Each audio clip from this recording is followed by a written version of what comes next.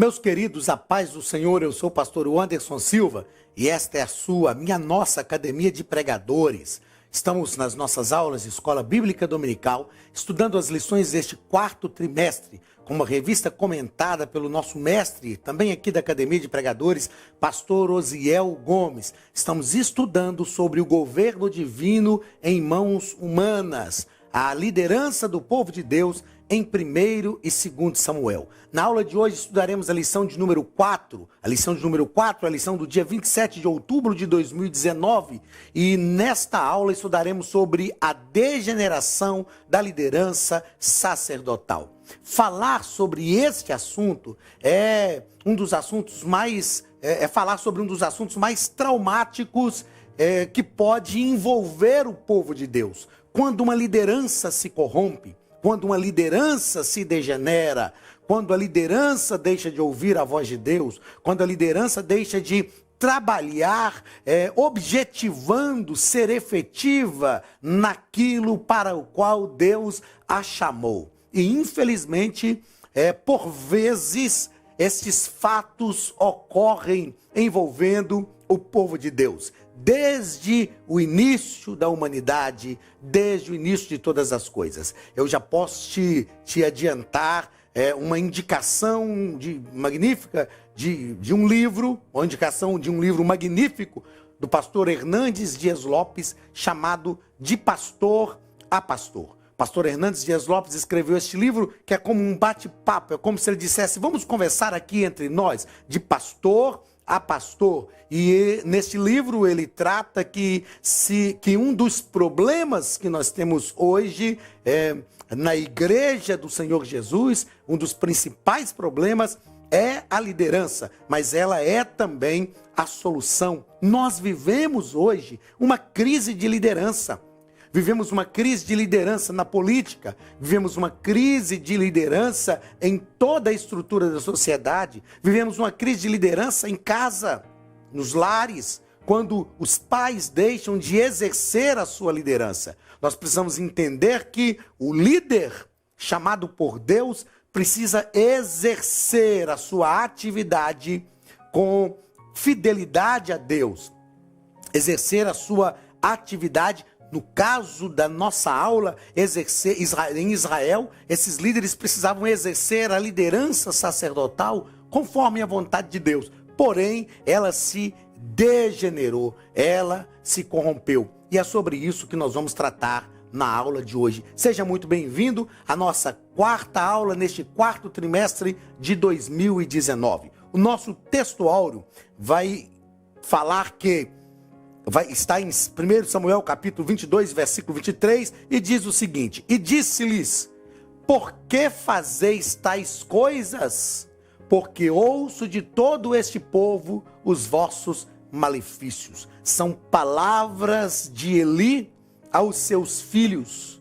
Embora Eli não corrigiu os seus filhos como deveria, mas ele disse aos seus filhos, por que vocês estão fazendo isso? O que ouço a respeito de vocês, de todo o povo, não é bom. Eu ouço a respeito dos vossos malefícios. A verdade prática, evitemos o pecado a todo custo, pois a sua prática leva-nos ao mais baixo nível espiritual. Eu falo que uma das coisas muito complicadas e que nós precisamos ter muito cuidado para que não aconteça na nossa vida é quando nós nos obstinamos para o pecado. E se nós nos obstinarmos ao pecado, uma coisa vai acontecer conosco. É o que nós chamamos de depravação. Depravação. O que é a depravação? A depravação é quando o pecado não tem mais efeito em nós. É muito perigoso quando nós nos tornamos depravados e o pecado não produz mais efeito em nós. Meus queridos, como servos de Deus, líderes chamados por Deus, nós precisamos ter cuidado.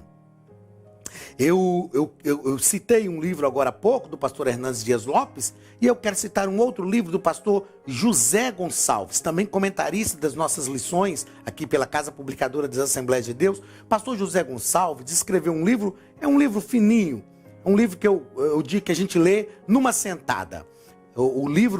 Esse livro do pastor José Gonçalves, lógico que ele escreveu vários outros, mas este que eu quero citar é um livro que tem como título Por que caem os valentes?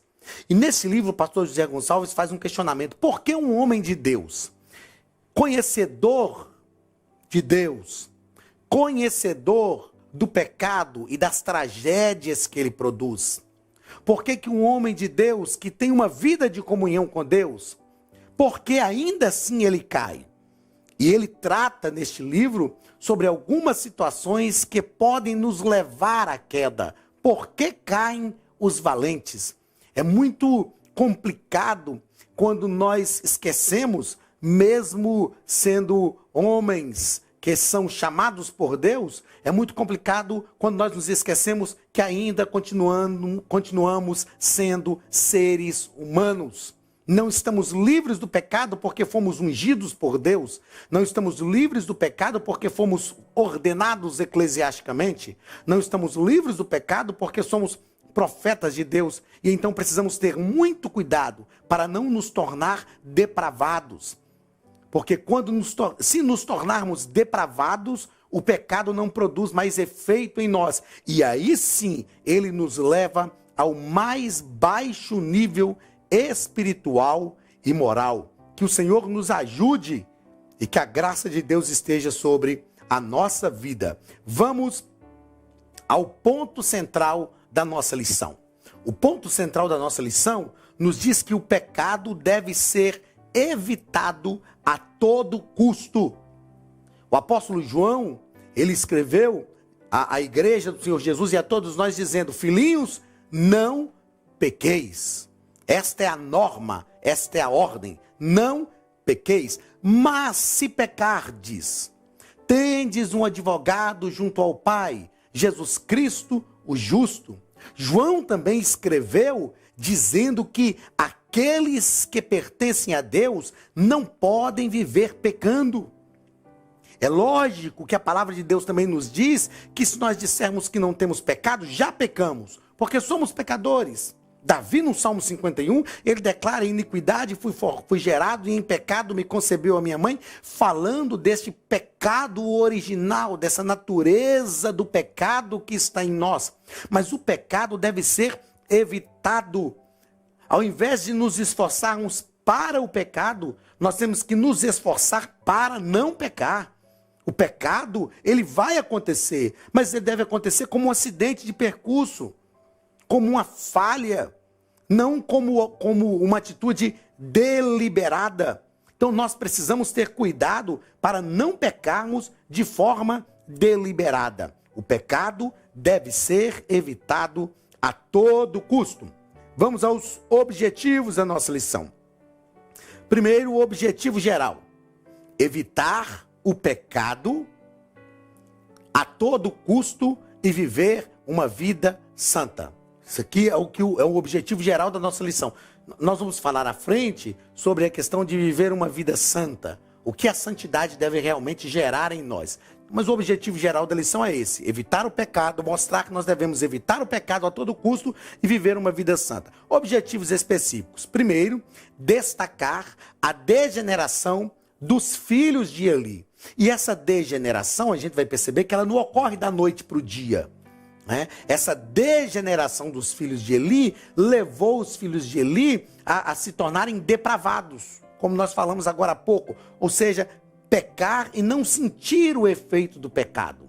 Segundo objetivo, pontuar a sentença do juízo de Deus. Quando Deus declara uma sentença, e essa sentença de Deus é declarada porque não há arrependimento, então quando Deus declara uma sentença, ela será executada. E nós vemos que a casa de Eli foi extirpada. O sacerdócio é transferido da casa de Eli para a casa de Samuel.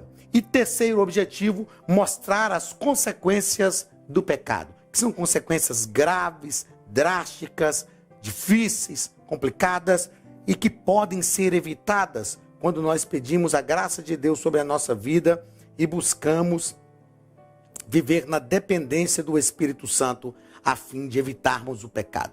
Leitura bíblica em classe, 1 Samuel capítulo 2, versículos 22 ao 25 e o capítulo 3, versículos 10 ao versículo 14. O texto bíblico nos diz o seguinte: Era, porém, Eli já muito velho e ouvia tudo quanto seus filhos faziam a todo Israel, e de como se deitavam com as mulheres que em bando se ajuntavam à porta da tenda da congregação. Algo difícil, terrível. À porta da tenda da congregação. Usavam um ambiente consagrado a Deus para pecar com as mulheres. E disse-lhes: Por que fazeis tais coisas? Porque ouço de todo este povo os vossos malefícios.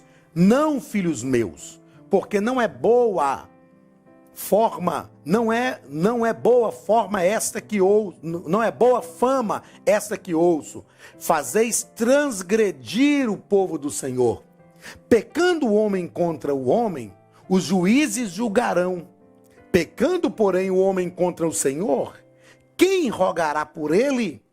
Mas não ouviram a voz de seu pai, porque o Senhor os queria matar. É preciso entendermos esse texto aqui.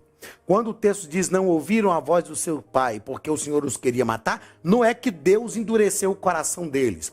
O escritor está mostrando que eles já tinham o coração endurecido e Deus já queria extirpá-los, justamente porque o coração deles já haviam se endurecido diante de Deus. Outra coisa importante destacarmos nesse versículo de número 25 é quando Eli diz aos seus filhos: pecando o homem contra o homem, os juízes o julgarão. Pecando, porém, o homem contra o Senhor, quem rogará por ele? Samuel está mostrando o seguinte, que quando é um pecado cometido aqui entre os homens, alguém com uma autoridade maior pode rogar por ele, pode tentar mediar a situação. Mas se pecar contra Deus, a única coisa que pode mediar a nossa situação diante de um pecado contra Deus é o arrependimento, porque através do arrependimento nós nos lançamos aos braços de Cristo, nos lançamos aos pés da cruz e então a intercessão de Cristo tem um efeito sobre a nossa vida. Então veio o Senhor e ali esteve e chamou como das outras vezes: Samuel, Samuel. E disse Samuel: Fala, porque o teu servo ouve.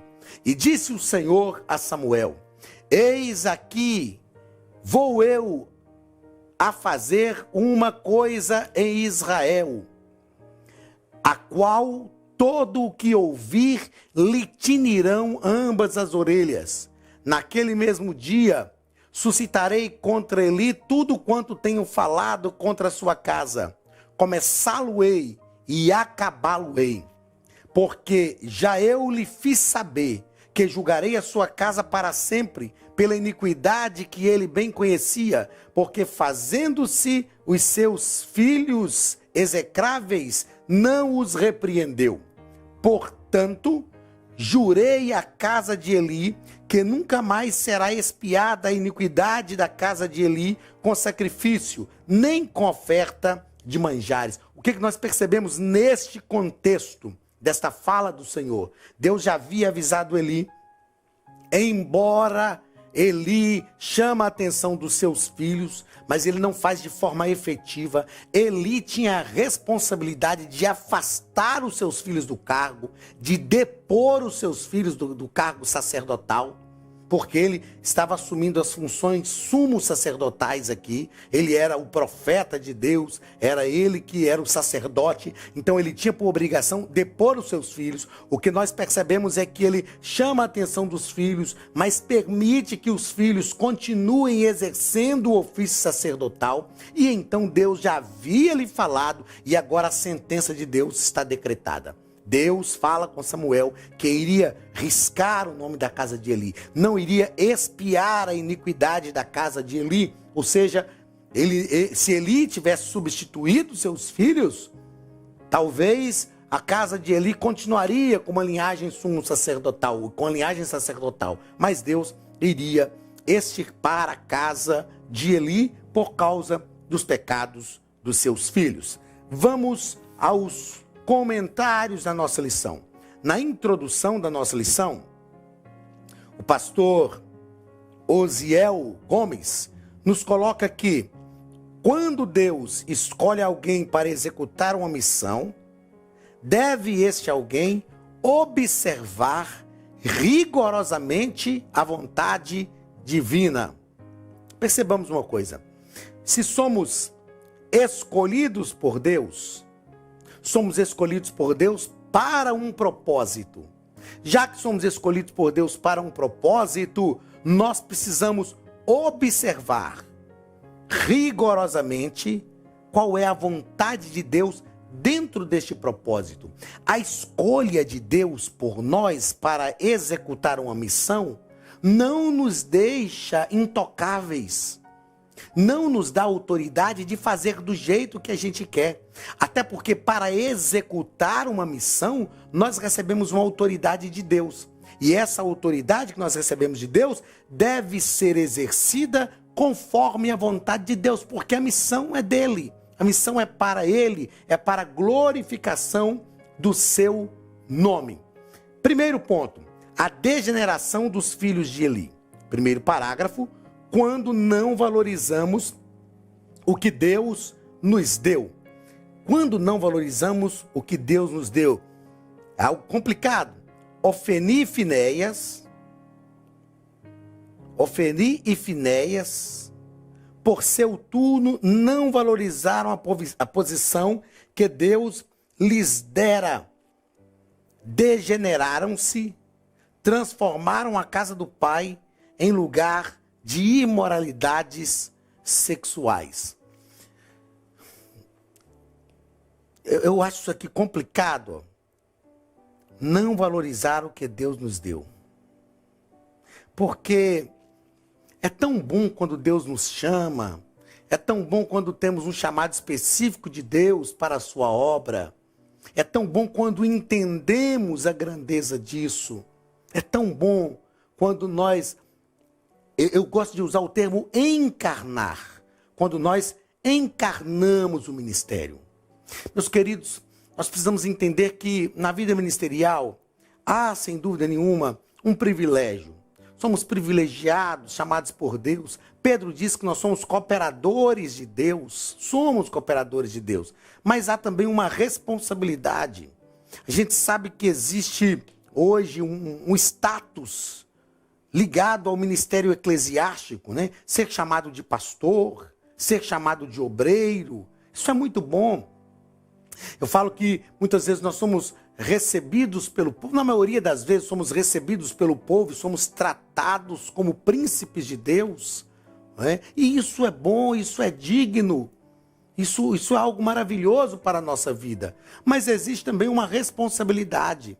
Nós precisamos valorizar isso. Eu já disse outras vezes em outros cursos, em aulas aqui na Academia de Pregadores, que tudo que eu tenho é por causa do ministério.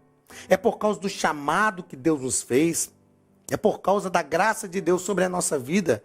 Então precisamos valorizar isso. Não podemos desvalorizar, jogar isso fora. Quantas pessoas recebem talentos magníficos de Deus e simplesmente desvalorizam, simplesmente jogam isso fora. Ofni e Finéias fizeram isso, não valorizaram a posição que Deus lhes deu.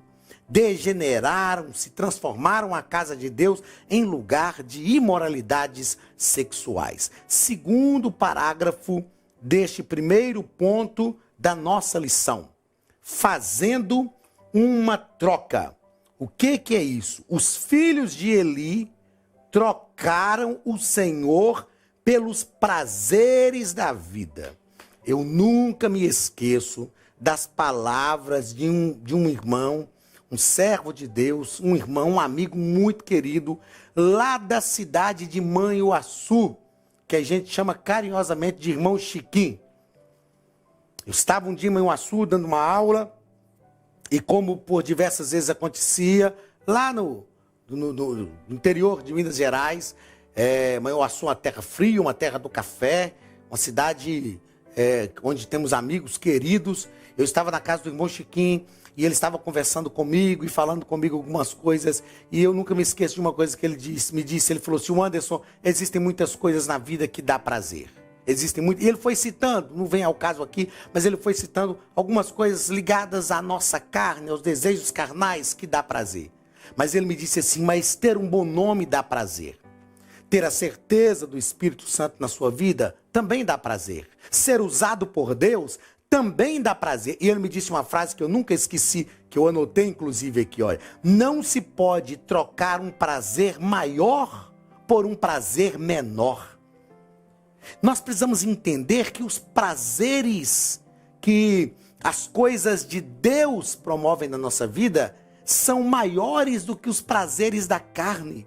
E quantas vezes as pessoas trocam os prazeres de Deus por prazeres momentâneos, passageiros, ínfimos, diante daqueles prazeres que o reino de Deus promove na nossa vida?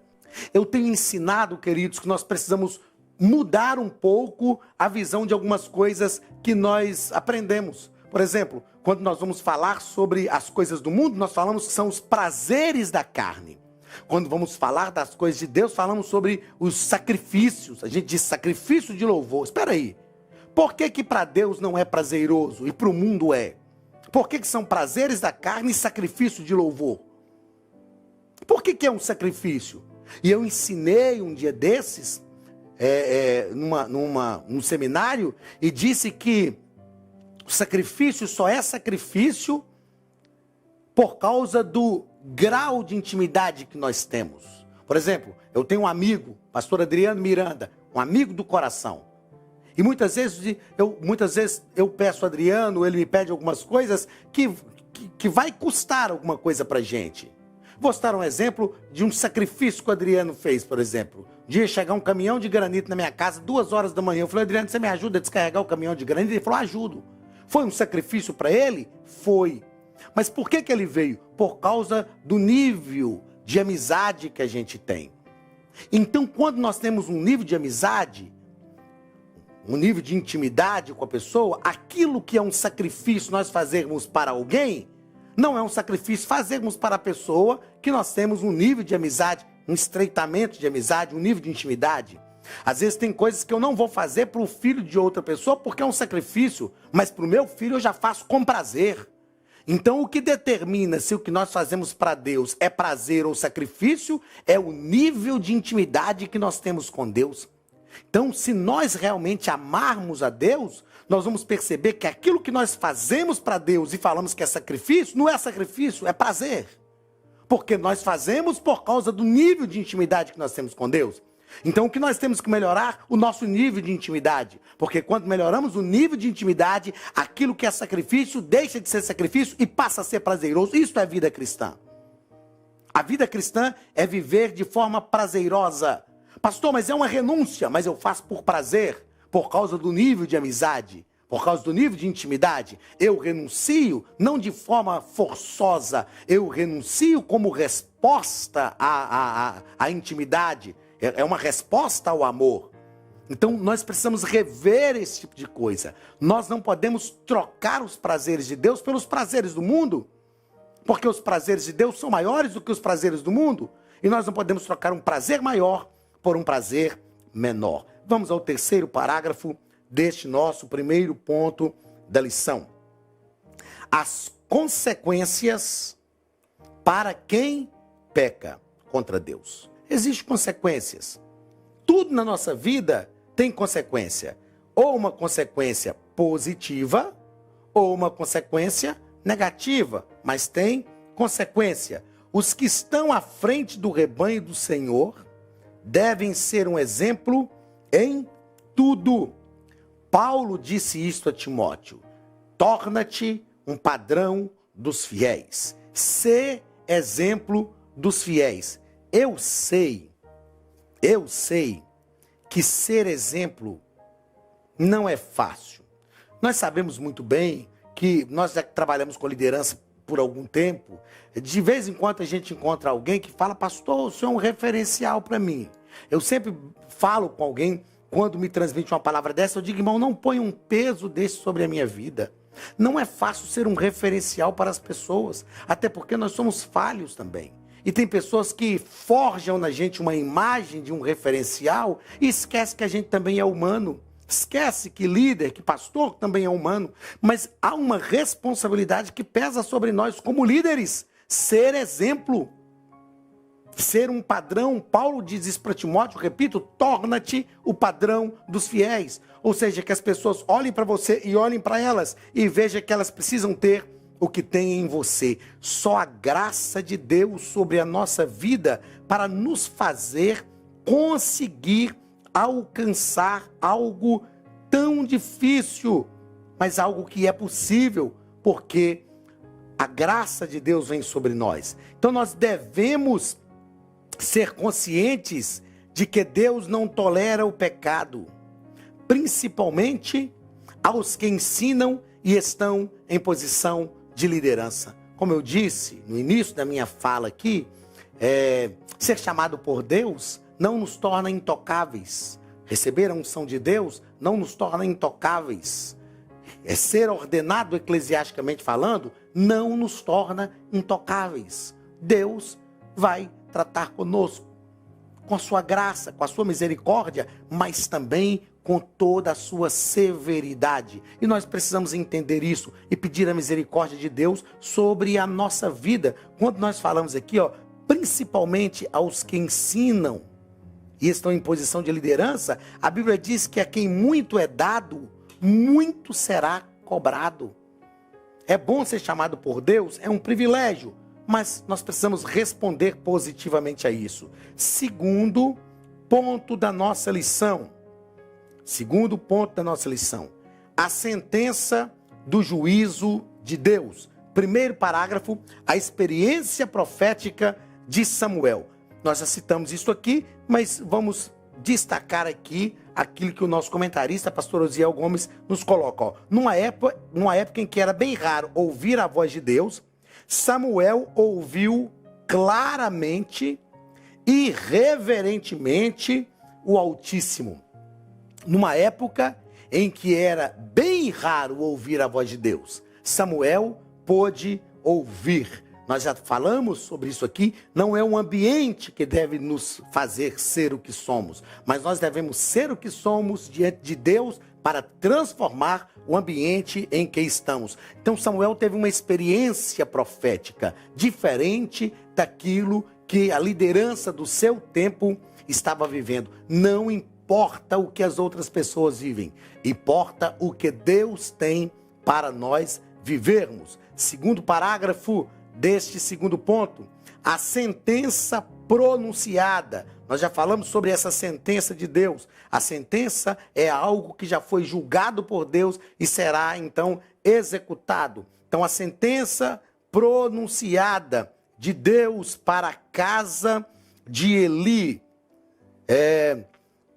a fim de marcar, Deus havia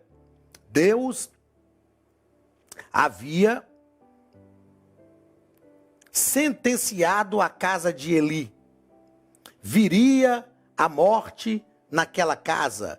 Deus havia sentenciado a casa de Eli. É aqui o que eu quero destacar. Deus havia sentenciado a casa de Eli.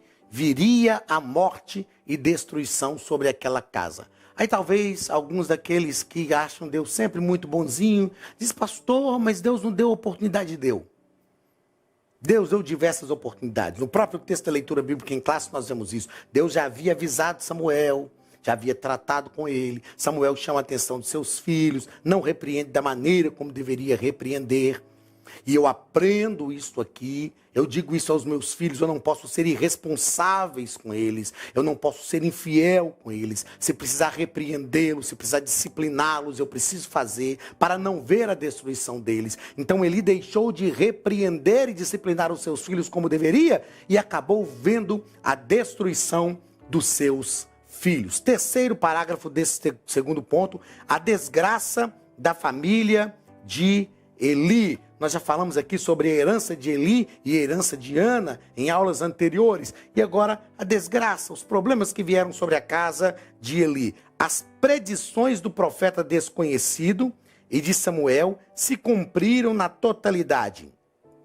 Ainda que levasse aproximadamente 130 anos para o seu desfecho. Aquilo que Deus disse, aquilo que Deus determinou que aconteceria, aconteceu. Mesmo que se passaram 130 anos, Deus falou e infelizmente a casa de Eli foi apenada por Deus. Que Deus tenha misericórdia de nós e livre a nossa casa e que nós sejamos responsáveis como pais, corrigindo os nossos filhos, falando aquilo que precisa ser falado, disciplinando como precisa ser disciplinado, com amor, é claro, para que não vejamos os nossos filhos serem também destruídos. Terceiro ponto, as consequências do pecado. Primeiro parágrafo, o preço do pecado.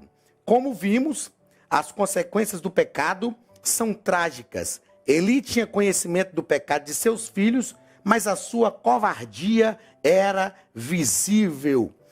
Quando eu falo isso aqui, quando eu vejo essa expressão aqui, ó, a sua covardia era visível, eu me lembro, eu passei pelas águas no dia, me parece dia 17 de dezembro de 1989.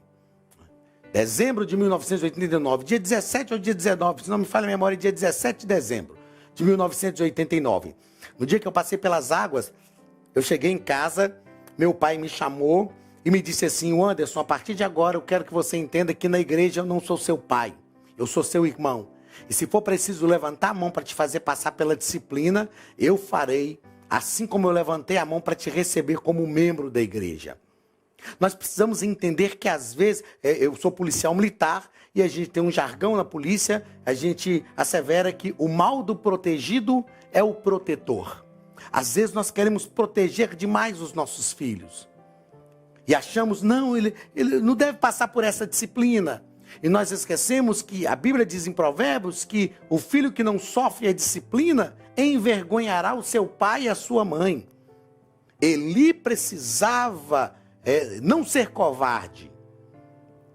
Porque a covardia aqui vem em dois aspectos. A primeira covardia é pela falta de atitude.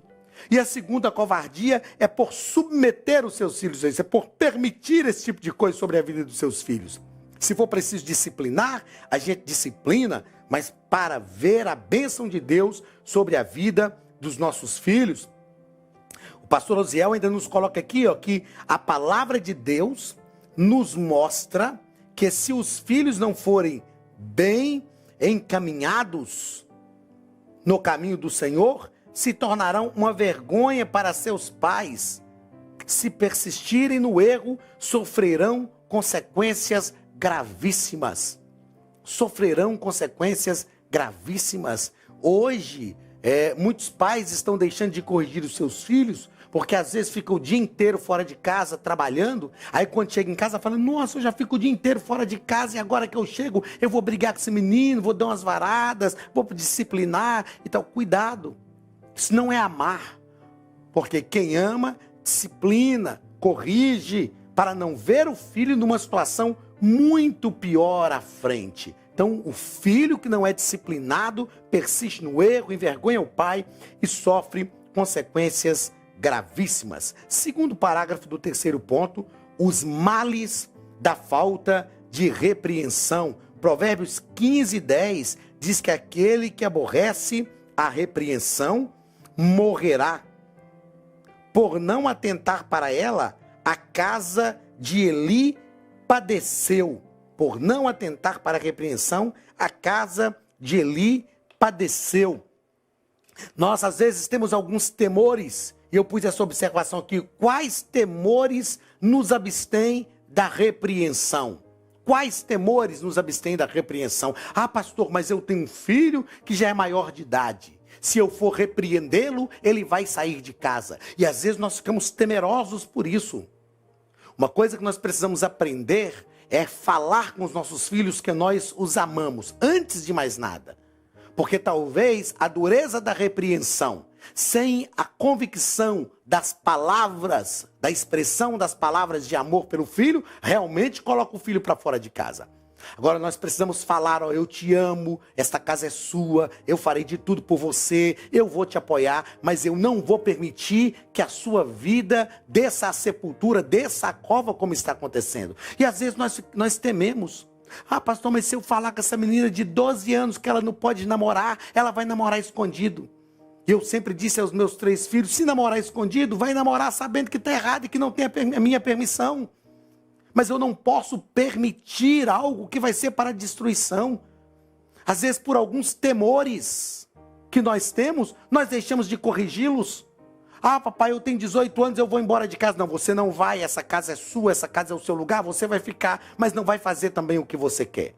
É preciso ter um pulso firme. Nós sabemos que vivemos uma outra geração, não é como a geração que eu vivi aos 18 anos de idade, mas nós precisamos pedir a graça de Deus, ensinar os nossos filhos, mostrar para eles o quanto os amamos, envolvê-los nos nossos braços, mas exercer também a autoridade como pais abençoadores para os nossos filhos. Vamos ao terceiro parágrafo deste terceiro ponto.